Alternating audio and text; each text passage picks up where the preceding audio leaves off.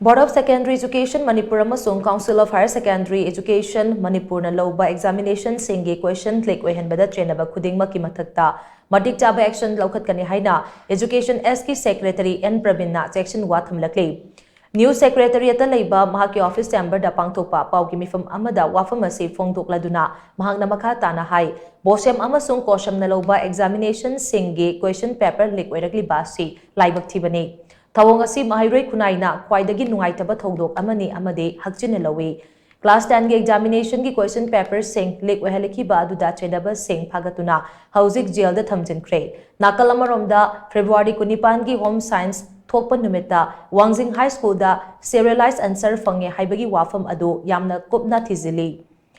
Center aduda yamna ningthina exam pangthoki haiba report lakpaga loinana phangliba do nongthilgi pung ani makhai aduaida phangmana center adugi oina karisu problem leitre haiba board na clarification tawkiba laikre adubu kosham na loba class 12 ki examination da ngarang physics ki question leak oiduna social media da thadorokpa myoi ani cybercrime na phare haiba wafam leire examini asida question leak oibada chenaduna faraba singasi Manipur Prevention of Malpractices in SSLCN Higher Secondary Examination Act 2024 gi makhada akanba action laukat halagani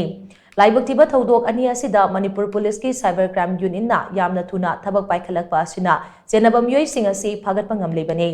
question leak oikiba subject sing asi gi oina amuk hanna exam hangadra natragana haloidra haibagi matangda examination committee leibanina committee asina yamna kupna yengsilaba matungda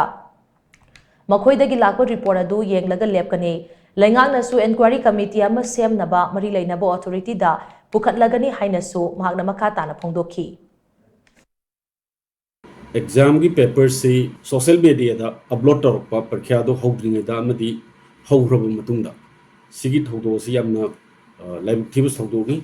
aduna khoi concern council abdi board ki side amadi government ki side gi masi yamna haksin lawi aduga hek ekoi masi pausi phangbaga kanu da khoi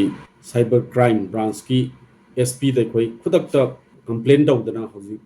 masigi thi humbagi thabak si yam khumang chauchile samlapna pallabda thokriba thodok sing si tarik 15 February tarik 15 sida kanu gi inter football geography haiba WhatsApp group sida hoji ki kanu si social science ki kanu se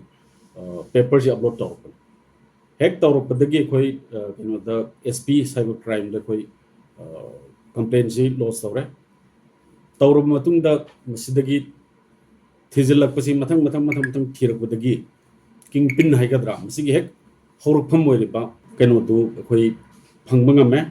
aduga nioi ani se khoi pharaga madu police ki custody dagi keno da khoi concern magistrate ki mamanu puthoe and phari bani se jail yo